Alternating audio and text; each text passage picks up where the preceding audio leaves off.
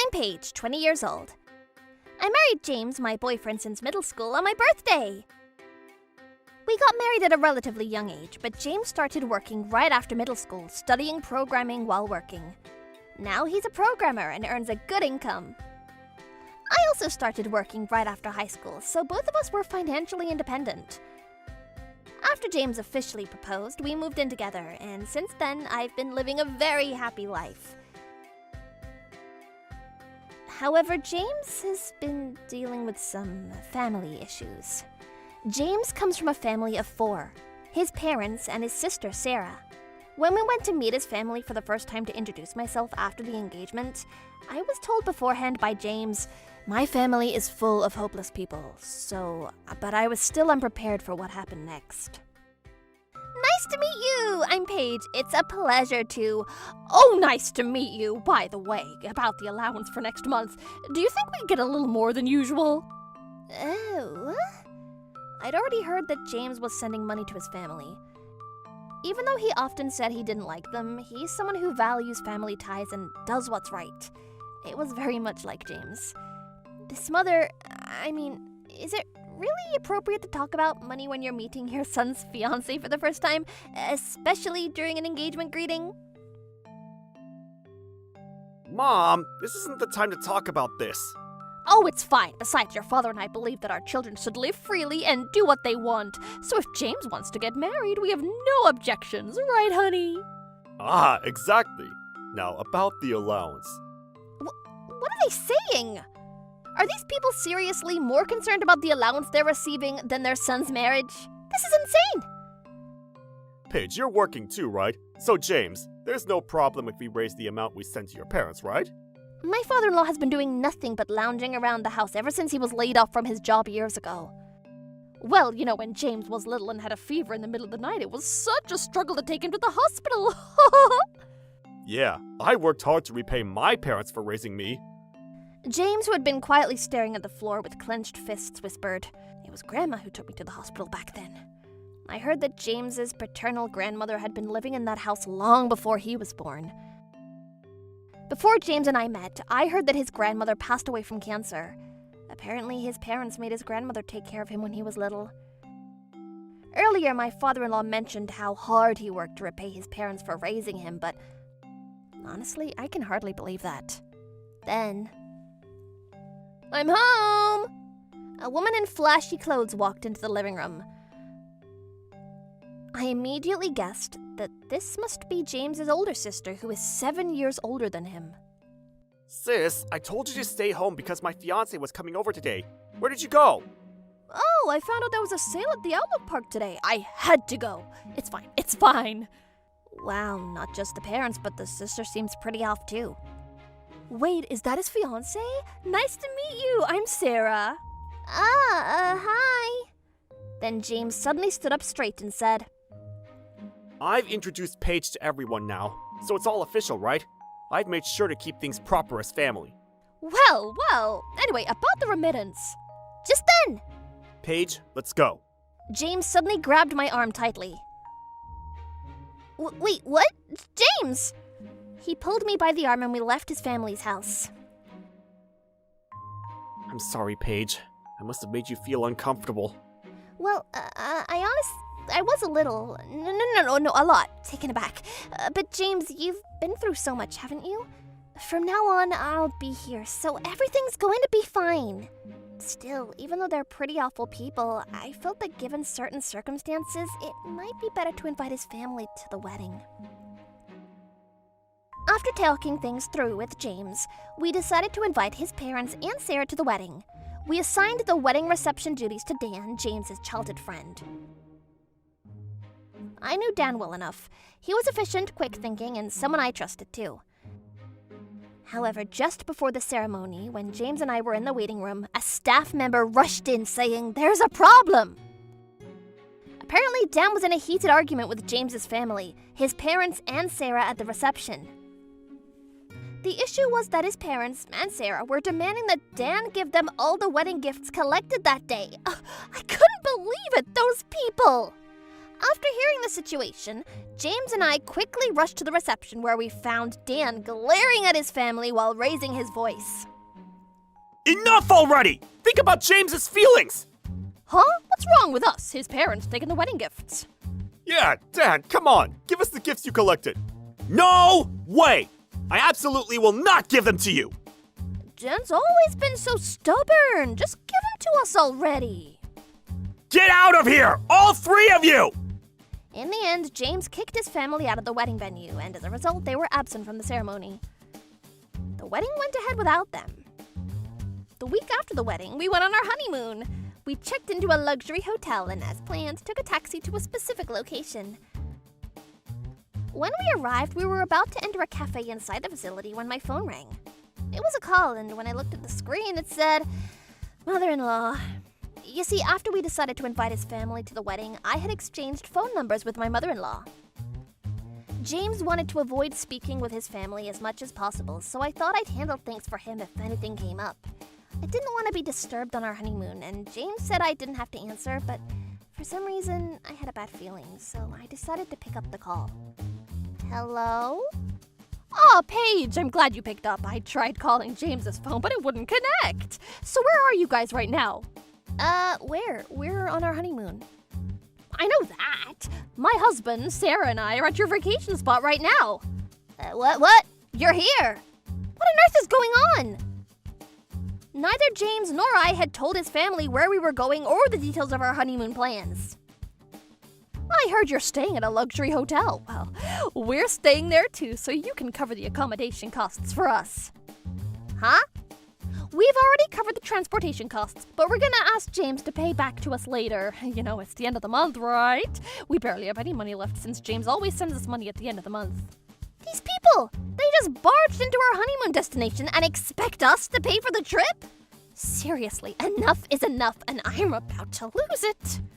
Then, out of nowhere, actually, Dan was the one who told us where you guys are going for your honeymoon, but he didn't mention the hotel. So where's the hotel? Oh, it's so hot here in Hawaii. What? It seems like James overheard my mother-in-law's voice, too. I could also hear my father-in-law and Sarah's voices in the background. I want to go to the Ala Moana Center. Huh? Ala Moana? It's a huge shopping mall. Oh, that's great! Let's get some money from James later and go together. Then I finally realized what was going on. These people! Seriously! It took me a moment to figure out what they were saying, but wow! They're unbelievably clueless. It seems like James had figured it out too, and we both had to try really hard not to laugh while holding our stomachs. Now, let me explain why these people were so clueless. Oh, a shopping mall sounds great! Paige, could you tell us which hotel you're staying at? We want to check in, drop off our bags, and cool off before shopping. It's so hot. Oh, I can't take it. It's snowing here? Huh? Yeah, we're at a ski resort in Japan right now. That's right, we're in a ski resort in Hokkaido! Wait, but Dan said you guys were going to Hawaii for your honeymoon. Hello? Dan? At that point, James called Dan, and when he put his phone on speaker, he brought it closer to mine. Hey, did my family ask you about where Paige and I are going for our honeymoon? Yeah, they did. They kept asking over and over. You know, I still live with my parents and help out with the family business, so they come over like every day.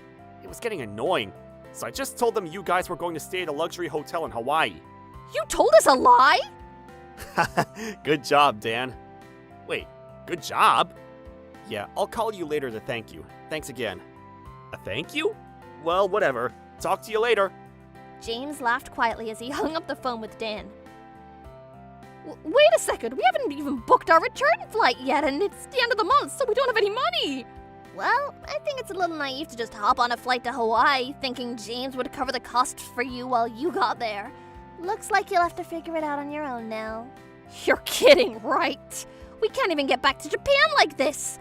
Let me talk to James. I need to get some money from him somehow. Paige, can you put the phone on speaker? So I put my phone on speaker. Mom, I'm telling you right now, I'm not giving you any more money from now on. What? I decided this a few years ago. I'd sent money to my parents until I turned 20. But after that, I'm cutting bonds with you guys. No more money.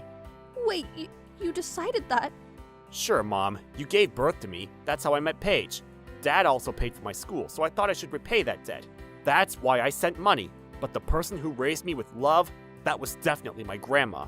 Also, ever since I started working, I've been sending money. After I became a programmer, the amount increased significantly. I've already repaid you both enough, don't you think? After the wedding, James immediately blocked his family's phone numbers. I'd actually forgotten to block his mom's number since we hadn't had any contact afterward. Initially, James planned to tell his family directly he was cutting ties with them as a final closure. However, after they caused a drama at the wedding demanding wedding gifts, he decided they weren't even worth the effort to give a proper goodbye, so he blocked their numbers and decided to sever ties without saying a word. The wedding had been planned as the last day he would be part of that family. We'd invited them, at least as a gesture of being family, but I never imagined they would do something so outrageous. Anyway, we're strangers now, so goodbye. Wait, please forgive us! At least give us the money for the return flight to Japan! As I listened to my mother-in-law's desperate crying, I hung up the phone and blocked her number for good. Then, the following week, after returning from our honeymoon, we were on our way to Dan's house with souvenirs when we passed in front of my in-laws' house. Please forgive us!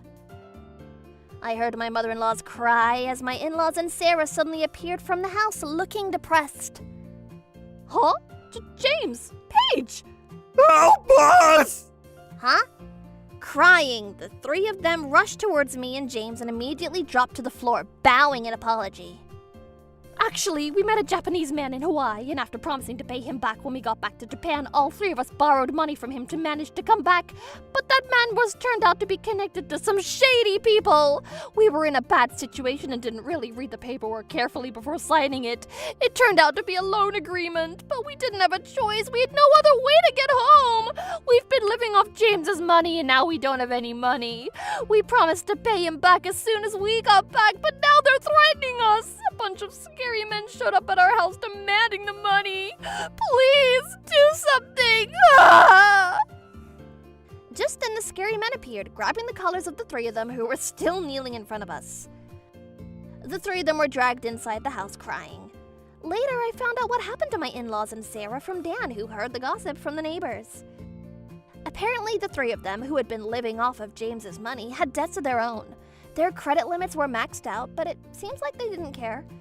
People who live without shame or gratitude, depending on the hard-earned money of others, tend to have a tragic inability to manage money properly.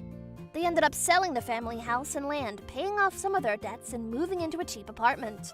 But eventually, they ran out of money again and had to rely on sketchy loan sharks once again. Since they had been so dependent on James's money and lived lazily, even when they tried to start part-time jobs, they couldn't keep up, being late, unable to work properly, and quitting quickly. In the end, they were stuck in a cycle of repaying debts, working jobs arranged by those sketchy loan sharks. James's father was put to work on a fishing boat, doing hard labor that didn't suit him, getting yelled at by burly men in a language he couldn't understand. James's mother worked in a garbage disposal site deep in the woods, and Sarah spent her days searching for things in a filthy, dangerous river. Each of them were living a miserable existence, but honestly, it was their own fault. As for me, I'm living happily with James in a new house we built. And guess what? I found out I'm pregnant! Around the same time, I decided to quit my job. Once the baby arrives, I'll be a stay-at-home mom, supporting James and our child. Oh, and just the other day, Dan came over to visit us. Hey, James! When I told my mom that your wife was pregnant, she handed me this box and told me to take it to you.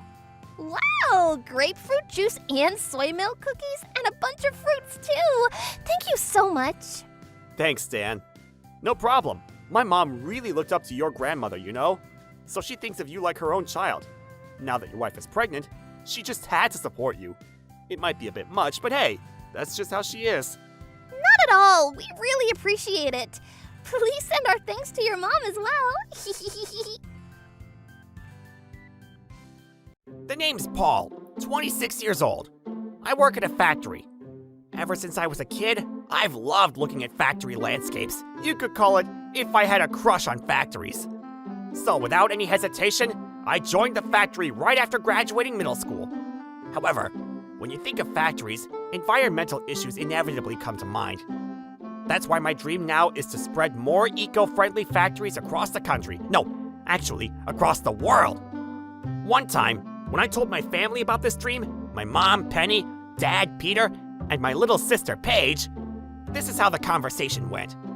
Wow, that's such a great dream. I totally support you, big bro, so your dream comes true. Thanks, Paige. I'm graduating college next year, so I've got to work hard too and not fall behind you. When you first said you wanted to start working right after middle school, I was a little surprised, but now you've been entrusted with a responsible position at the factory. You're really amazing, Paul. We're all going to support you, so you can make your dream come true. You've already supported me enough. Dad makes such great food every day, and Mom, you always listen seriously to me and Paige, even though you're busy with work. Yeah, my dad stays at home and my mom works outside. Our family's really close, and working at the factory has been fulfilling. At this time, I didn't really have any big worries, and I was just heading straight towards my dream. But then one day, something happened. The president of the company that our factory works with had an accident and suffered a major injury that would take about a year to fully heal. Since he's unable to work for a while, it was decided that his son, Noah, would take over as the acting president in the meantime. Noah had also come to our factory a few times with the president. He always seemed to hide behind his father, giving off the impression of someone who wasn't very outgoing. But then the first day Noah showed up at our factory as the acting president, Noah, Vice President, please wait here for a moment until our factory manager arrives, I said, leading Noah to a sofa in a corner of the office and offering him tea. Then, hey, I've been wondering for a while, but your name's Paul, right? You seem kinda young. Which university did you graduate from? Huh? Noah then slouched deeper into the sofa, saying, and tossed his feet up onto the table in front of him. The way he acted, so rude and unprofessional, made me raise my eyebrows without thinking. Wait, was he always like this? Normally he just stood quietly saying nothing. Well, actually, I didn't go to university. Huh? So you're a high school graduate? No, I graduated middle school, then started working at this factory right away. Seriously? You didn't even finish high school? That's wild! Well, I guess that makes sense. You're doing a job anyone could do, so of course you must have a low education level, huh? It's kinda sad, isn't it? You're probably stuck working in this dirty factory every day just trying to scrape by, huh? What? What the hell's this guy saying? As you know, my dad is super strict. He turns into a monster when he gets angry, so I couldn't really oppose him. He made me study for entrance exams whether I liked it or not, and I ended up getting into a pretty good university. I used to think I had failed the parent lottery, but now I'm grateful to my dad. Just having a degree from a good school means young girls treat me like I'm special. Plus, I became the vice president of my dad's company, and now I'm acting president, right? I'm totally a hit with the ladies. Pretty great, huh? Meanwhile, you're just a middle school graduate working at a factory. Girls would totally be repelled by you, huh? Poor guy. Noah said, bursting into laughter. I see. So as soon as his strict dad wasn't around, his bad boy side completely exploded. But this guy's the acting president until the real president comes back to work. Is he really gonna be okay handling this? By the way, our factory manager didn't graduate from university either. He's just a high school graduate. So when Noah started throwing around his academic superiority, our manager looked pretty uncomfortable about it. A few weeks later, Noah came by the factory again. On that day, the factory manager wasn't around, so I ended up having to deal with Noah. I was already dreading having to hear more of the stuff I really didn't want to hear, so I greeted Noah with reluctance. Oh, Paul! I heard the factory manager's not here today. I just found out. Well, I guess it's my fault for showing up without giving advance notice, but I thought it'd be better to talk about this in person instead of over the phone. So about your parts, can you give me a discount? I was hoping for like 60% off, but I'm willing to settle for 30%. Huh? Wait, what? You can't just throw that at me out of nowhere? Huh? But your factory's been struggling a lot lately, right? If you lose the contract with our company, things could get really bad, don't you think? If you won't cooperate, I might have to cancel the contract. Actually, as Noah said, our factory's been in serious financial trouble lately, and we've been holding on just by having the contract with his company. He's really taking advantage of the situation. This guy! Anyway, I couldn't give him a clear answer on my own, so for now, I just said, I'll let the factory manager know. Oh, really? But I'm in a hurry here. I'll be back the day after tomorrow, so make sure you tell the factory manager to have an answer ready by then. All right? See ya! With that, Noah left. I immediately called the factory manager to tell him about it. I was totally exhausted after that, and when I got home, I ended up venting about Noah to my family.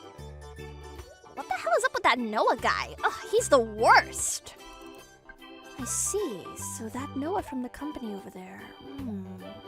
Ah, I get it now. Mom, your company's connected with theirs, right? Yeah, it is. But does his dad, the president, know that his son came to your factory trying to force a price cut? I'm not sure. The president is nice and reasonable, so I bet Noah did that on his own without his dad's approval. By the way, isn't the factory manager contacting the president directly since he's still in the hospital? He should be saying something like, your vice president is making these outrageous demands. What's going on? The next day, during lunch break, I was eating bento with the factory manager in the office. Just as my mom had said, the factory manager told me he had called Noah's dad. Apparently, the president had scolded Noah, and we both felt relieved, thinking we wouldn't have to deal with any more of his crazy negotiations. But then... Hey, you! You low-educated, filthy factory worker! Who the hell do you think you are, pulling this kind of crap on me? Suddenly, Noah barged into our office, shouting, Wait, what? Vice President Noah? You guys told my dad, and because of that, I got lectured by him for over 3 hours on the phone yesterday. Apologize! Take responsibility! What kind of person is this guy? Then... Oh, right.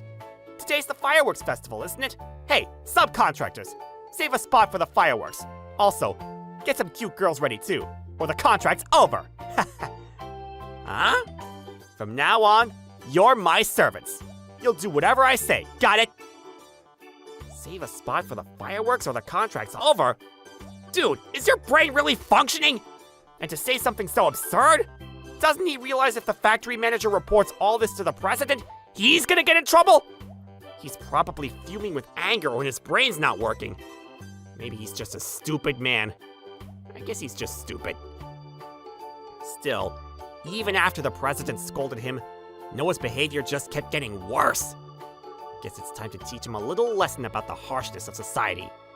So when the factory manager told Noah, It's ridiculous to say the contract would be terminated if we don't save a spot for the fireworks, I just calmly responded, Understood.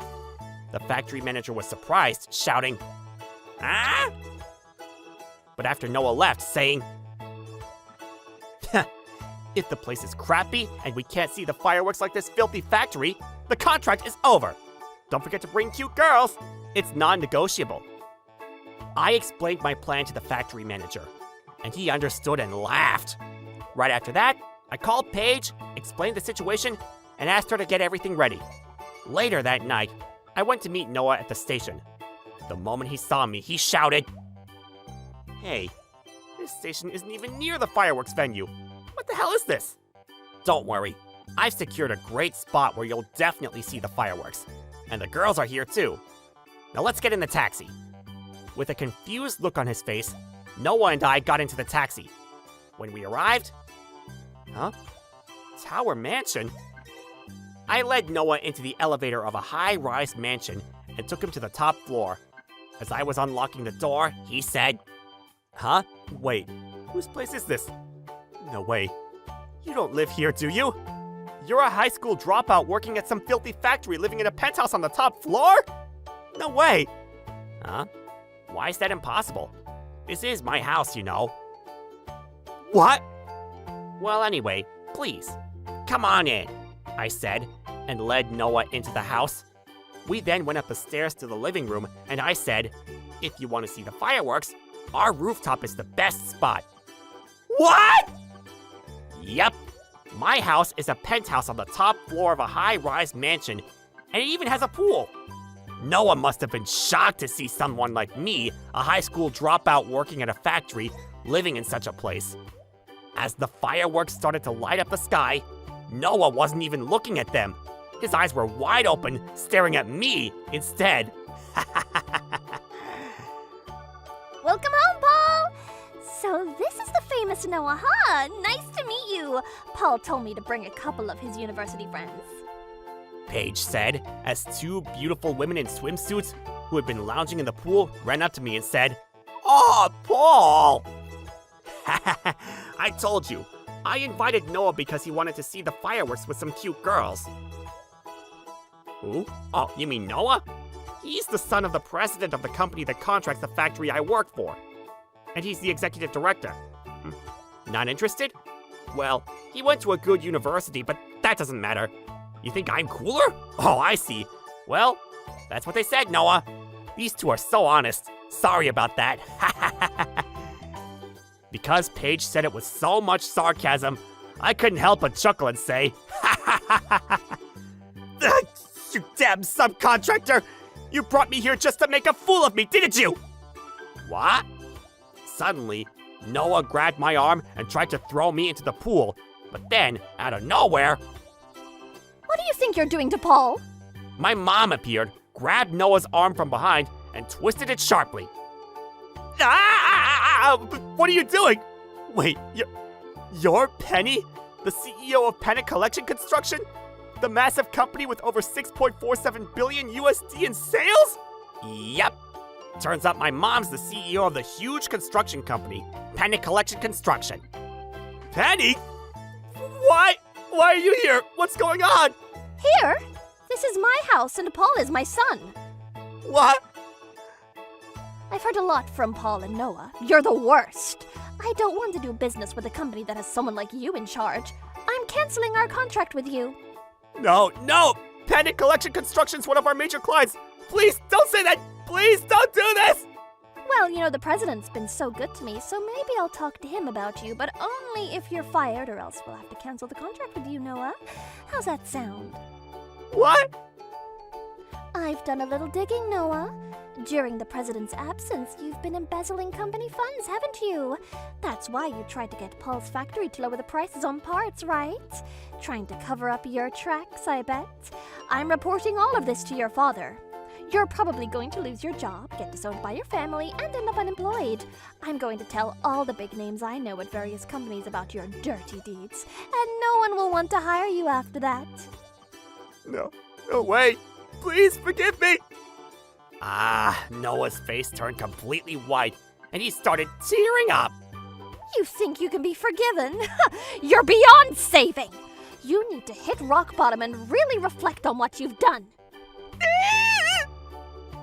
Noah screamed as he staggered, and then he fell into the pool, all on his own. After flailing desperately in the pool for a while, he finally surfaced, but all he could do was mutter, "Damn it! Why did this have to happen to me?" For a while, his cries echoed across the rooftop, mixed with the sounds of fireworks.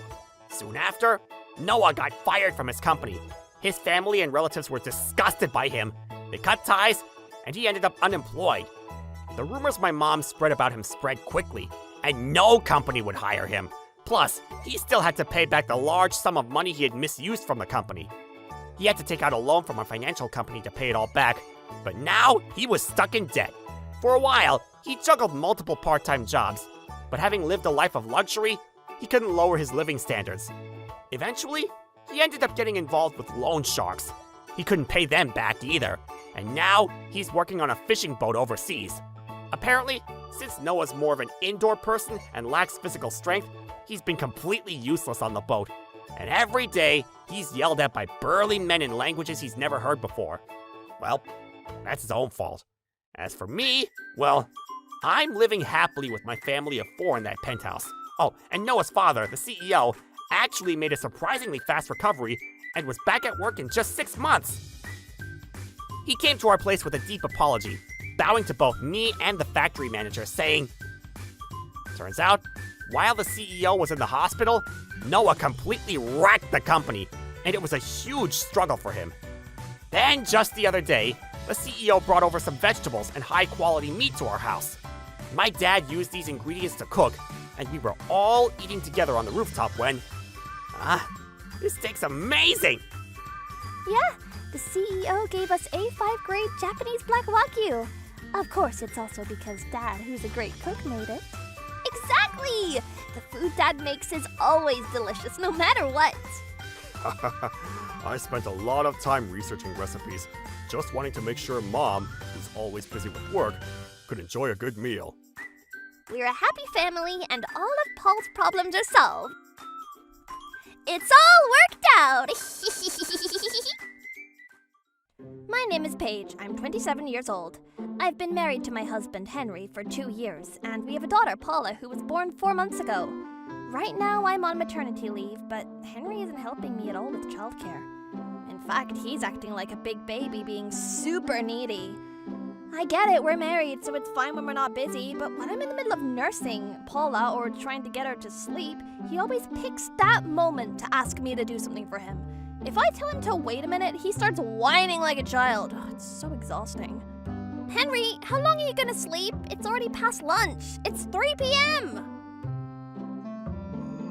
Just a little longer. Oh my gosh! Even though it's his day off, I need to hang out the laundry and vacuum, but he's still in bed not moving.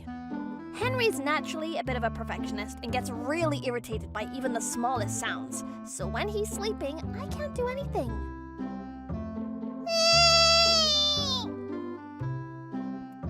Alright, you must be hungry, huh? I'll give you some milk. Good girl, you're eating well. I was planning to get some cleaning done while Paula was napping, but now she's awake. So of course Henry, who hadn't even given a hint of waking up, finally gets up. Paige, where's my food? Huh? Why isn't it ready? I asked if you wanted lunch, but you said no. Well, I didn't want it then, but I want it now. Oh, can you just wait until I'm done feeding Paula? Huh? Am I second to Paula now? You're gonna make your husband wait while you're feeding the baby? Oh, here we go. Seriously, you're the one who didn't wake up when I kept trying to get you up. Don't blame me for this. And of course the baby comes first. I'll make your food after I'm done, so just wait a little bit. What did you just say? You know what? I'm frustrated too. I woke up because Paula was crying. You're the mom. Take responsibility. Are you serious? This is going nowhere. This is how it is every time with him. Even though he sees me working hard to take care of Paula, how can he still think he should be the priority? But honestly, Paula's care comes first no matter what.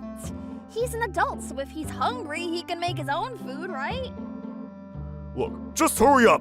I work hard so you can sit around and take care of the baby, you know. You better understand that and cook me some food.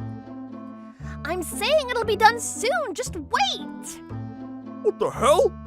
Henry, you can do everything by yourself, but Paula's a baby, so she can't do anything. There is a priority here. I had to get a bit tougher with him because he just wouldn't listen. Fine. I'll just hold off on the food. Good. I'm glad you understand. But can you give me a massage? Huh? You got one free hand, right? You can do a massage with one hand. Oh my god, that's not what I meant! Before Paula was born, Henry just had his moments of being needy, but it wasn't this bad. Or maybe it just wasn't as obvious. Honestly, though, it feels like he's jealous of Paula. Like he's trying to compete with her or something. He only starts whining and asking for things when I'm doing something for Paula. It's like he's trying to get my attention in the same way she does. Jealous of your own daughter? I know men can feel a little weird about their baby girl at first, but the constant whining and lack of affection for her is starting to make me feel uncomfortable. I mean, after I finished nursing Paula and was moving her to the bouncer, and while I was preparing Henry's lunch, he didn't even glance at Paula once, just sat there watching TV. Is this how men are? Why doesn't he want to interact with his own daughter, play with her, or even show her any affection? My dad wasn't very talkative, but I've got tons of pictures of me playing with him when I was little. And Mommy Penny told me he used to change my diapers too. But here's Henry, and Paula's looking up at him, smiling and giggling, and he doesn't even acknowledge her. He doesn't even care.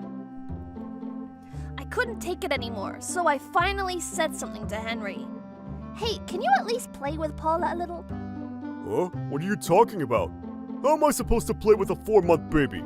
You just said it yourself. She can't do anything. That's not what I mean. It's normal to at least talk to her or to engage with her, right? Yeah. Peekaboo. He goofed around and did peekaboo at me, not Paula, and then immediately went back to staring at the TV. I was livid. I could literally feel something cold inside of me at that moment, like a wave of frustration washing over me. I really felt like I was taking care of a big child, and the exhaustion just hit me all at once. A few days later, on a muggy night, Paula woke up in the middle of the night and started crying. She doesn't usually cry at night, so Henry, who's super sensitive about noises, was in bed with us. It's too loud. Too loud. What? The crying's too loud. Don't yell, you're just gonna make it worse and scare her even more. Why the hell am I getting yelled at? It's Paula crying, not me. Henry started yelling louder than Paula, and her crying just got even worse. It's okay, sweetie. It's okay. Oh, come on. What do you mean, it's okay? Why are you comforting the one who's crying selfishly without thinking about anyone else's inconvenience? I'm the one who needs comforting. Huh? Are you serious? Well, if you can't be quiet, go to another room. I'm the one who's being worked hard and can't sleep because of this. Click. That was it. At that moment, I felt the last thread of patience snap. I could feel that last straw breaking within me. I had so much I wanted to say, but Paula had to come first. Reluctantly, I did what I had to do, took Paula to the living room and nursed her. Thankfully, she calmed down and fell back asleep. After that, I didn't even have the energy to go back to the bedroom, so I decided to lay down in the living room. But the next morning, Henry finally woke up and said, Why didn't you sleep in the bedroom? What? Are you kidding me? You're the one who told me to go to another room. I was so beyond frustrated that I couldn't even speak. So I just made breakfast in silence and saw Henry off to work. But right after, as if to pile on more, my phone rang. It was the last person I wanted to hear from, my mother-in-law. Yep, the woman who raised Henry to be this way, she's a whole other issue on her own. But since the phone wouldn't stop ringing, I reluctantly answered. Hello? Hey, I just got a call from Henry. Here we go. Classic. This is classic. Whenever something goes wrong, Henry runs straight to his mom. He just left for work. Did he call her on his way? I could already feel a bad vibe coming. He said Paul is crying so loud he couldn't sleep. He's such a sensitive guy, so you need to be more considerate. Well, with all due respect, Paul is just a 4-month-old baby, and crying and nursing are kind of her jobs right now. That's your fault for letting her cry. When did I say Paula was the problem? Yeah, right. Okay, sorry. Oh, so annoying. And what about your attitude towards your poor husband who's sleep deprived? He called me crying because you were cold to him this morning. He can't even focus at work. Oh, seriously? A grown man with a kid acting like this? Yeah, okay, I was trying to control my anger this morning, but I made him breakfast and I sent him off to work. Shouldn't that count for something? Honestly, considering the situation, I should be getting a thank you for that. Oh, Paul is crying. I'll call you back later. But I'm not actually calling back. Wait! My mother-in-law was still talking, but I hung up, prioritizing Paula. When I turned to look at her, she wasn't crying at all. She was grinning from ear to ear, laughing. Wait a second, did she just help me out? She might be a little genius in the making. Later that evening, while I was changing Paula's diaper, Henry came home from work earlier than usual. When I asked why, he said he left early because he was sleep-deprived and tired. What is that even? He said he was sleep-deprived, but when I thought about it, he had gone to bed at 10 p.m. and woken up at 7 a.m. So even if he woke up from the crying at night, he still got plenty of sleep. Then, considering the convenient little story he'd probably spun for his mom, I decided I was gonna set him straight. But before I could say anything... I'm so tired. What's that smell? Huh? Oh, I was just changing Paula's diaper. Oh, seriously? It's so disgusting. What? Don't change your diapers in front of me. Wait, what? I'm sensitive to smells, you know. It really stinks. Ugh. Kids are just so gross. What the? That was it! I could feel my patience snap. I gritted my teeth, clenched my fists, and shot Henry a look that could burn a hole through him. See? Look at the way you're glaring at your husband. It's all because of her! Then incredibly, he shouted and threw the cushion at Paula. But just as he did, someone stepped in. It was... What the hell are you doing? That's dangerous! Mommy Penny? Well, I rang the doorbell and you didn't answer and I heard Paula crying, so I just let myself in. That's right. I'd been talking to my mom, Penny, about parenting a lot recently, so I gave her a spare key to the house just in case. I came to drop off some baby stuff that your brother Paul wasn't using anymore. I heard everything.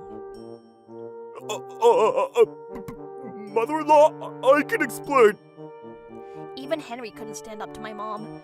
No wonder, he had heard all the stories about her glory days. Henry was visibly shaken as Mommy Penny stepped closer to him. You threw that cushion at Paula, didn't you? Daddy? You're supposed to be protecting your family, the father. And you're causing a scene like this? What kind of person are you? You're not even worthy of being a father. Actually, someone like you doesn't even deserve to be called a father at all! Well, it's because Paige has been ignoring me. Shut your mouth! It seems like you still don't get it. Trying to push only your own agenda without any consideration for anyone else, that's completely unacceptable. But... If you have complaints, then leave. What? If you're going to complain, then handle things on your own. Stop making excuses for things you can't even do.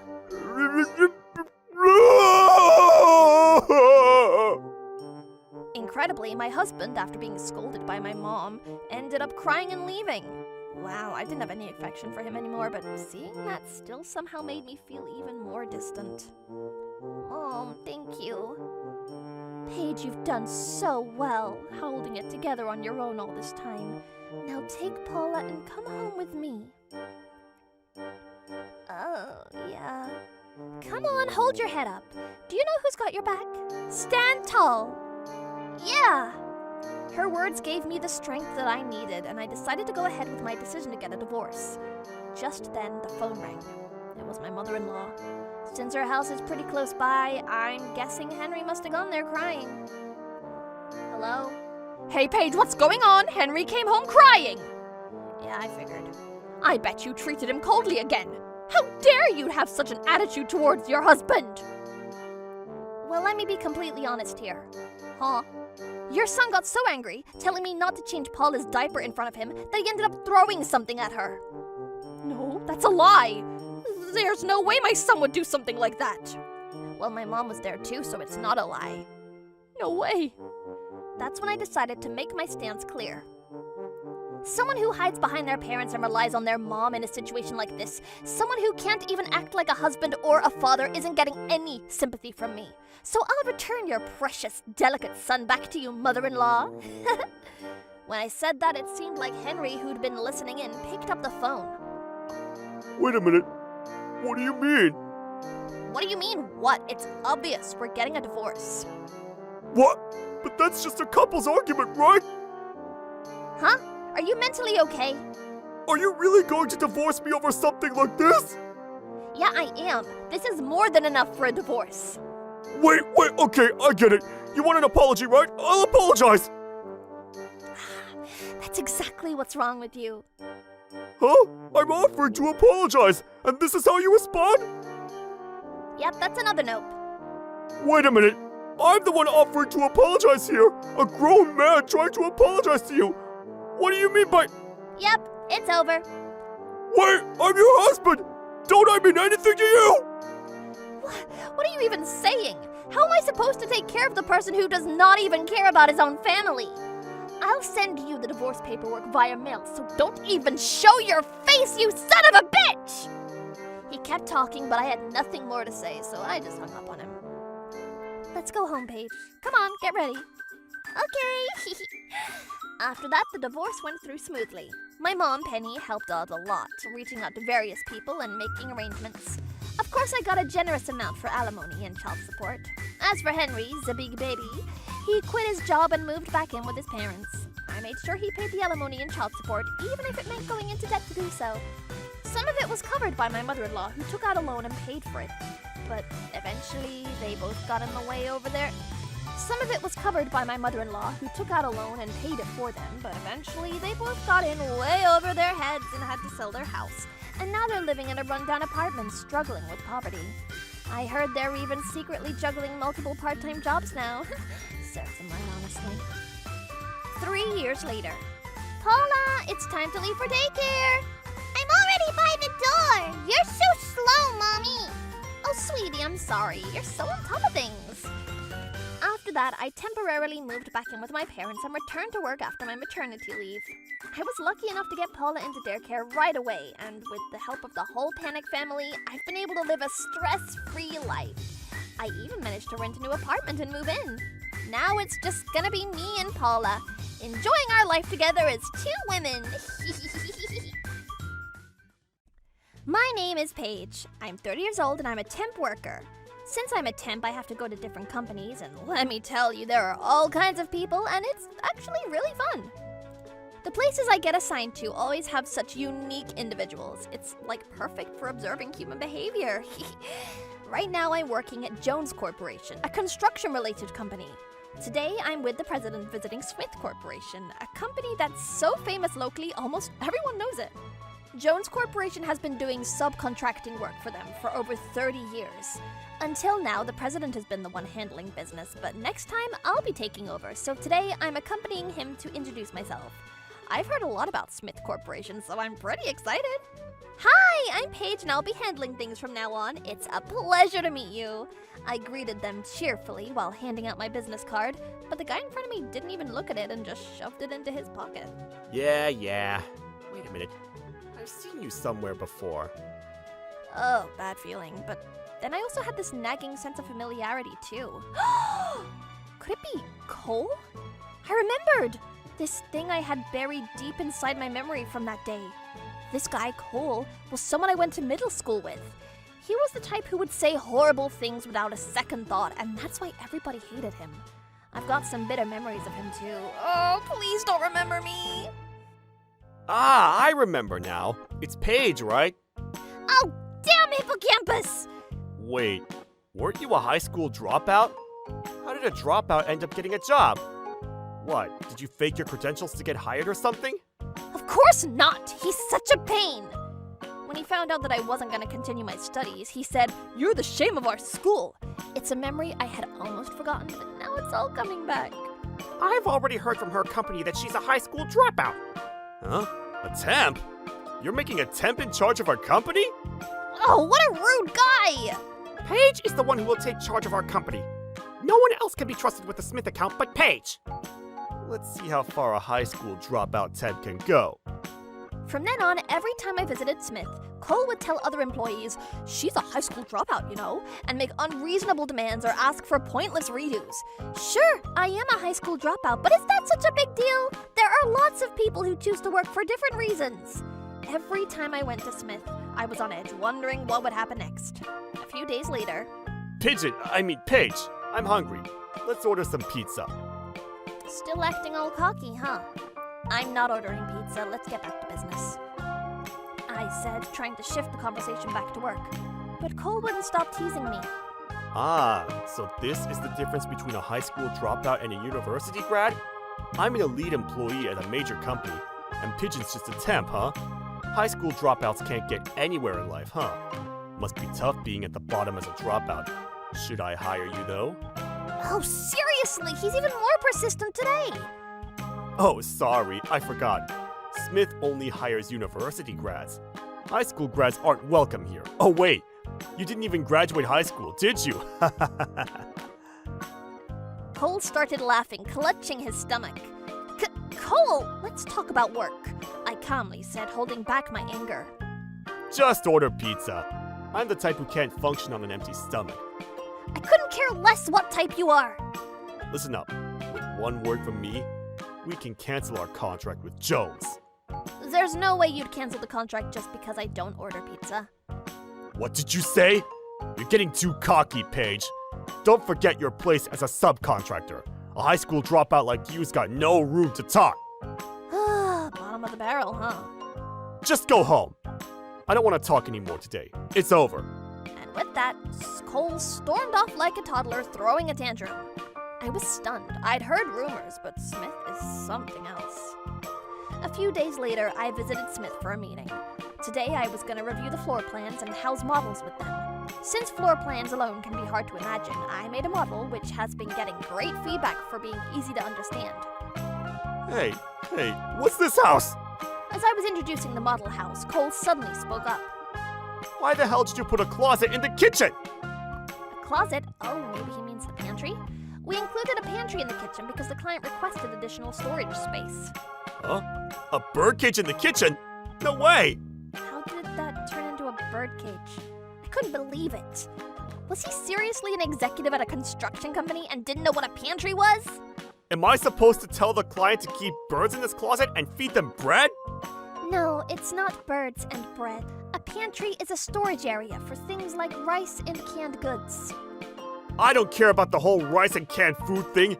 You made this ridiculous floor plan. Seriously? Not again. While I was thinking this, Cole grabbed the model and slammed it into the floor. What the hell are you doing? The model shattered into pieces. The noise drew a few employees over to see what was going on. What happened here? What the hell did you do, subcontractor? Wait, what?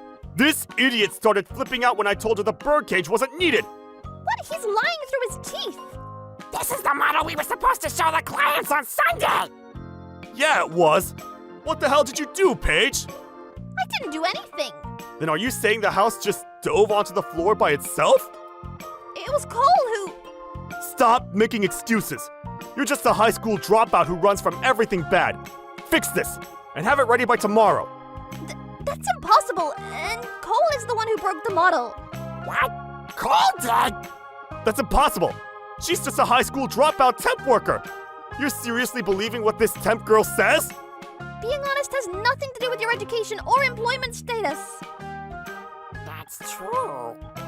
The employees who had gathered started glaring at me. It was clear that there was no one else here willing to listen to me. I understand. I'll redo it by tomorrow. I gathered up the broken pieces of the model and returned to the office, reporting everything to the president. Then he quickly gathered the employees and we all worked together at full speed to remake the model for the waiting client. As I watched the president make a call to Smith Corp, I realized this would be the end of my temp contract here. In that case, I'll give my all for this last task. The next day, with the remodeled model in hand, I went to Smith Corp with the president. Cole was grinning, but the man sitting next to him, who looked like a superior, had a serious expression. Well. Looks like the subcontractor did a good job. Cole said as he reached out to grab the model, only for the man to quickly stop him with his hand. Huh? What's going on, Davis? The boss, Davis, looked down and started shaking. And then suddenly he bowed so deeply it seemed like his head might hit the ground. I apologize for my junior's rude behavior. Huh? Why are you apologizing to a subcontractor? Oh my! I wonder how long that grin of his will last. You should apologize too, Cole! Why should I apologize to Paige? She's the one who broke the model. No, that was you. Cole, don't you know there are cameras here? Huh? Cameras? When Jones called me and I checked the footage, there was clear video of you throwing the model onto the floor. Huh? You saw it? Oh dear, it's already been caught on tape. Well, I knew this boss was aware of my innocence. Besides, This voice recorder also has a recording of your statements. A voice recorder? When I came to greet you, I mentioned that all our meetings and discussions would be recorded with a voice recorder. Remember? Your previous outbursts have also been recorded. I knew about the cameras, but since there was a chance your company could suppress the footage, I made sure to record everything just in case. that's right. The entire incident from yesterday was recorded on both video and audio. The boss had already listened to the audio from yesterday's call, so he knew I was innocent. The boss had told us to let Cole think he was getting away with it for now, because if we confronted him too early, he might try to run. Yeah, okay, maybe I did break the model, but that messed up model was going to be redone anyway. It shouldn't be a problem. What's so messed up about it? There's no way you're putting a birdcage in the kitchen. Oh, you still think a pantry is a birdcage? Huh? You don't even know what a pantry is? What have you been doing all this time? Picking on subcontractors, I guess. What? I haven't done anything like that. Uh-huh. Well, in that case, it sounds like it's okay for my company to sue you for property damage then. Huh? You're going to sue me? Hey, Cole, you've really messed up now. Cole was clearly starting to panic, but he seemed to have an idea and smirked. Got it. Paige, I'll give you $1,000. Huh? And we'll call this all settled. 1,000's gotta be a fortune for you, right? More than a month's worth of your pay? Oh, is that really something you want to say? Davis, on the other hand, turned pale and whispered to Cole. Hey, that person's income is 3 times yours. Huh? Cole blinked, wide-eyed and clearly not understanding what he had just heard. This person is a top-tier architect, an expert-level subcontractor. You need to pay a serious amount to get someone like them to work for you. Oh, stop! You're making me blush! Paige! But how could someone who's a high school dropout be a licensed architect? Oh, well, if you have the practical exam, even a high school dropout can take the licensing exam. I didn't want to waste any time in high school. I was eager to get out there and work, so I jumped straight into the field. And now here I am being sent to different companies and picking up contracts. No way. Pigeon makes 3 times what I do! I told you, didn't I? Paige is exceptional. She gets paid an unbelievably high salary. It's so high, it's like Mount Everest high. I had to give up my prized car just to get her here.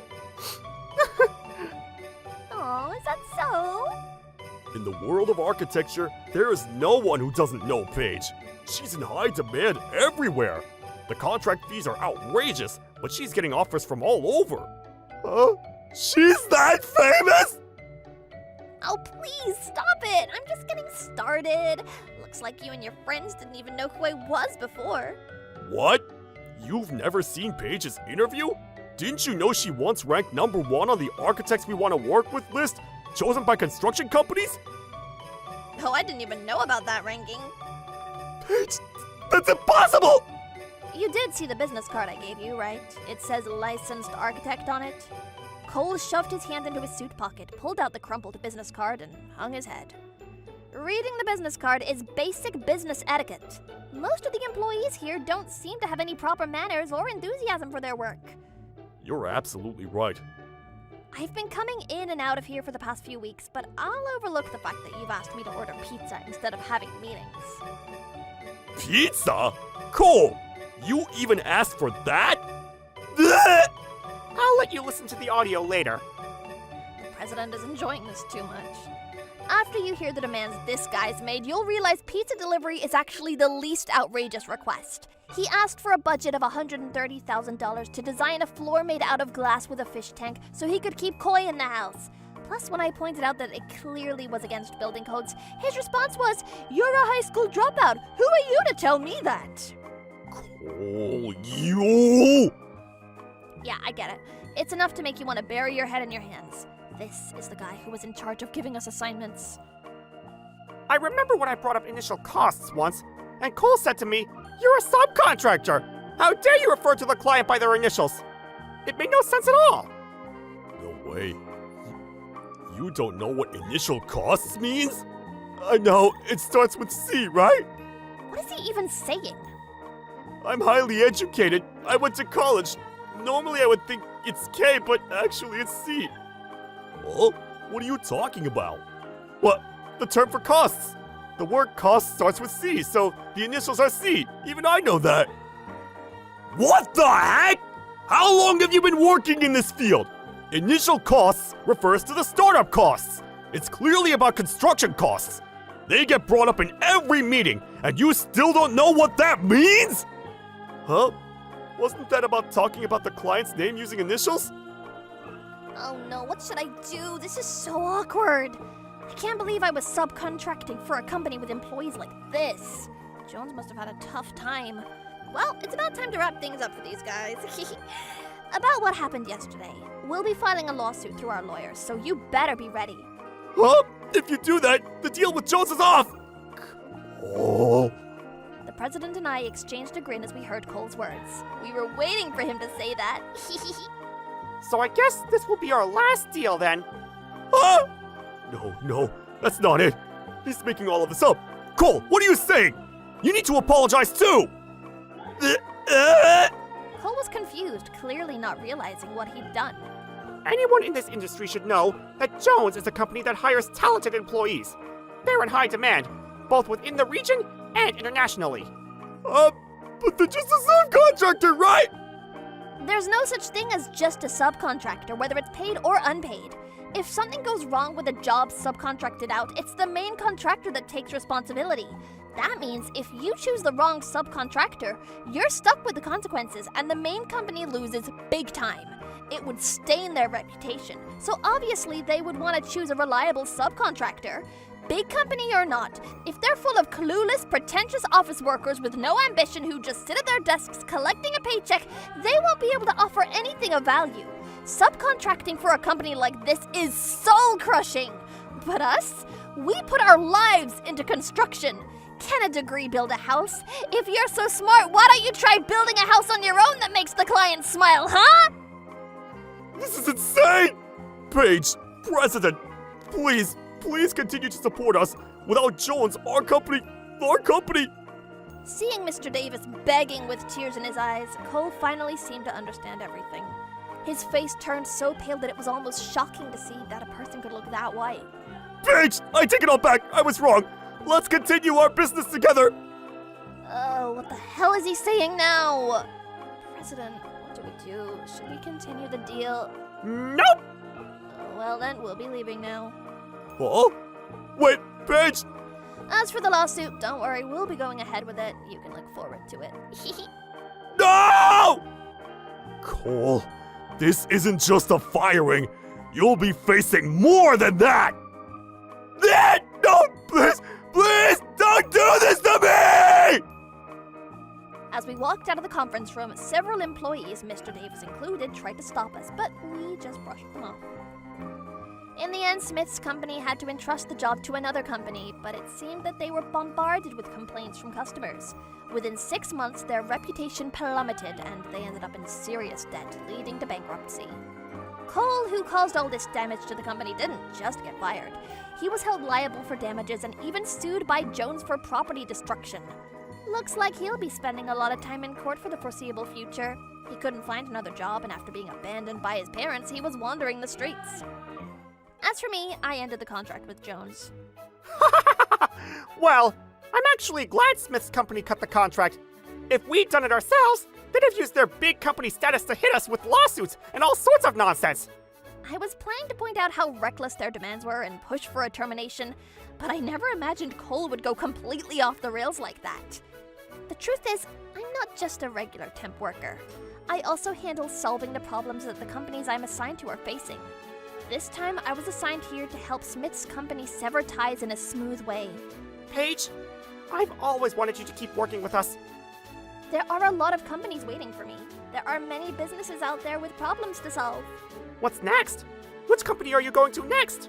Next, I'm going to a hospital. I'm actually a licensed nurse too, you know. Huh? I've also got qualifications as a tax accountant, a lawyer, I have a commercial driver's license, and I can even fly helicopters. Wow, you're amazing! Please, go save more companies! Leave it to me! Paige is on the case! Today, too, I'm working hard in some town making sure everyone can work happily.